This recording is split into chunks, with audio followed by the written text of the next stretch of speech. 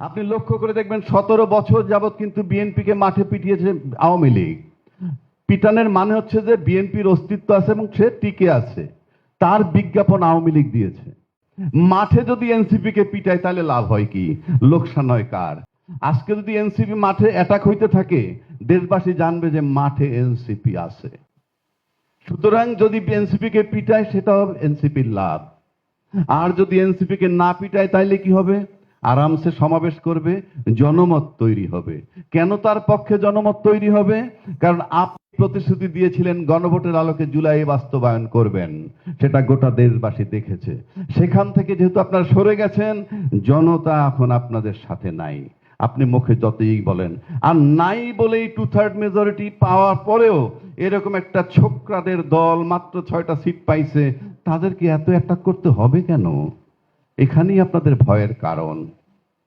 এইবার আসেন, আমি একটা সব শেষ করে দিচ্ছি যে এনসিপির জন্য বার্তা এবং এটা বিএনপির জন্য বার্তা। বিএনপি কিন্তু বহু আগেই এই এনসিপি কে গিলে খেয়ে ফেলতে পারতো। আমি যদি বাংলাদেশের আমার কাছে কোনো ক্ষমতা থাকতো, আমি এনসিপি কে গিলে ফেলতাম। কিভাবে? ওদের দাবি তো হইলো গণভোটের আলোকে জুলাই সনদ বাস্তবায়ন করা। সেইটা যদি আমি করে ফেলতাম, ওরা তো নোহয়ার হয়ে যেত। আপনি তো এখন ইস্যুটা দিয়ে দিলেন, যেই ইস্যুর সাথে গত 15 বছরের তৈরি হওয়া তরুণ সমাজের 4 কোটি ভোটাররা ইনভলভ আছে এবং তারা দেখেছে 4 কোটি ভোটার যে মাঠে যখন বলেছিলেন আপনারা যেভাবে ধানের শীষকে ভোট দিবেন একইভাবে গণভোটের পক্ষে হাতে ভোট দিবেন, এইটা বলার পর যখন সেখান থেকে সরে গেল, আমি নিশ্চিত করে বলতে পারি ওই 4 কোটি তরুণ সমাজ তাদের সাথে আর নাই। আপনি পাওয়ার আছেন, দ্যাট ইজ অ্যানাদার ইস্যু। আপনাদের কোনো প্রোটেকশনই লাগতো না, কোনো টেনশনই লাগতো না, যদি আপনি এই এনসিপি কে গিলে খেতেন, ওইভাবে জুলাই সনদের গণভোটের আলোকে জুলাই সনদ বাস্তবায়ন করতেন, তাহলে তাদের কোনো সে থাকতো না। এখন কিন্তু সেই ইস্যু রয়েই গেছে। সুতরাং এটা চলমান থাকবে। সব শেষ করে দিচ্ছি, একটা জিনিস মনে রাখবেন, আজকে যারা মাঠে গণতান্ত্রিক দেশে আরেকটা গণতান্ত্রিক দলকে অ্যাটাক করে কিংবা অন্যরা অ্যাটাক করলেও তারা নীরব থাকে, তার মানে সহায়তা করতেছে। সেক্ষেত্রে কি হয়, ফোঁটা ফোঁটা করে যদি আপনি লস করেন, আপনি দেখবেন একটা হাড়ির থেকে যদি এক ফোঁটা করে পানি পড়ে, ফলোইং ডেতে ঘুম থেকে উঠে দেখবেন পুরা হাড়িটা খালি। আর ওই ফোঁটা ফোঁটা যদি কোনো হাড়িতে জমা হয়, তাহলে ফলোইং ডেতে এসে দেখবেন হাড়িটা ভরে গেছে। সুতরাং যারা জুলাইয়ের নেতৃত্ব যারা দিয়েছিল, তাদেরকে যারা আঘাত করতে থাকবে নানান ওয়েতে, যারা আঘাত করবে তাদের হাড়ি থেকে ফোঁটা ফোঁটা জল ঝরে যাবে। দায়িত্বশীল ব্যক্তিরা বলছেন ক্ষমতায় যাওয়ার পর যে 71কে ঢেকে দেওয়ার জন্য 24-এর চেতনা জাগ্রত হইতেছে। ইট ইজ অ্যাবসোলুটলি রং। এটা তামাশা নয়, এটা রাষ্ট্র। 71 সালে একটা ভূখণ্ড আসছে বাংলাদেশের জন্য, আর একটা দেশ থেকে আমরা এক টুকরা নিয়ে আসছি যেটা আমাদের দেশ। তখন যারা নেতৃত্বে ছিল তখন তার এটাকে পৈতৃক ভিটা বানায় ফেললো, যেটা আমাদের ভিটা। তাই চলতেছিল আগ্রাসন, মানে নিজের দেশের নিজের ভূখণ্ডে চলছিল আগ্রাসন। সেটাকে তাড়াইতে 53 বছর লেগেছে এবং 71-এর পরে 24-এর যে অভ্যুত্থান, সেই 71-এর আকাঙ্ক্ষা বাস্তবায়ন হয় নাই বলে 24 হইতে বাধ্য হইছে। That is the continuation of 1971।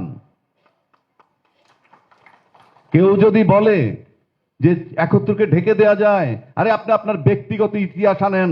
যে সমস্ত রাজনীতিবিদদের বয়স আজকে 85, 70, 75, আর কনিষ্ঠ যারা আছে, আজকে আমার সামনে উপদেষ্টা আছে, ওনার বয়স কত, আসিফ মাহমুদের বয়স কত, ফরহাদ মাহজার ভাইয়ের বয়স কত, প্রত্যেক হিসাব করে দেখেন তো আপনার জীবনের ইতিহাস আপনি ভুলছেন কিনা। কখন কোথায় কার সাথে প্রেম করছেন, কখন কোথায় তার সাথে ডেটিং করছেন, কখন কোথায় কার সাথে মারামারি করছেন, কোন ইতিহাস বুকে হাত দিয়ে বলেন তো ভুলে গেছে কিনা, ভুলে যাওয়া যায় কিনা? এটা তামাশা। এবং ওই সরকার পতন হওয়ার পর আবার নতুন করে ডাক আনলো কি, মুক্তিযুদ্ধের পক্ষ বিপক্ষ শক্তি, অ্যাজ ইফ হাসিনা চলে যাওয়া মানে মুক্তিযুদ্ধ চলে যাওয়া। নো, ইট ইজ পিওরলি রং। মুক্তিযুদ্ধ রাষ্ট্রের সম্পদ, মুক্তিযুদ্ধ করে দেশের সম্পদ আমরা আনছি কি, আমার ভূখণ্ড আমি এনেছি, এটা রক্ষা করার জন্য শেখ হাসিনাকে তারাইছে। আমার ভূখণ্ড তো রাখতে হবে। সো 24 হইল 71-এর কন্টিনিউশন। ব্যর্থতা কোথায়? যেই বৈষম্য, যেই চেতনার ভিত্তিতে 2024 হইল, এক চুল পরিবর্তন হয় নাই। কেন হয় নাই? সেটা আজকে রাজনীতিবিদরা দায়ী। 8 মাস আপনারা লেফট রাইট করলেন, সংস্কার করবেন, করেছেন? এখন পর্যন্ত হয়নি। সংবিধানের বাইরে থেকে ঘোরাফেরা করছেন আপনি। সম্প্রতি রাষ্ট্রপতি শাহাবুদ্দিন সাহেব পদত্যাগ করার পর আইনমন্ত্রী খুব বিজ্ঞ লোকের মতো বলছেন যে 123-এর 2 মোতাবেক অনুচ্ছেদ আর্টিকেল সংবিধানের যে রাষ্ট্রপতি তো পদত্যাগ করেছেন, আগামী 90 দিনের মধ্যে নির্বাচন হতে হবে। ভালো কথা, সুন্দর কথা, সাংবিধানিক। তো তখন আপনি কি একবারও মনে করছেন যে শেখ হাসিনা চলে যাওয়ার পর সংসদ যখন ভেঙে গেছিল তখন যে 90 দিনের মধ্যে নির্বাচনের কথা ছিল ওটা আপনি জানতেন না? তো আজকে এই পর্যন্তই, কিন্তু প্রশ্নগুলো এখানেই শেষ নয়। এই দেশ, এই রাজনীতি, এটা আমাদের সবার।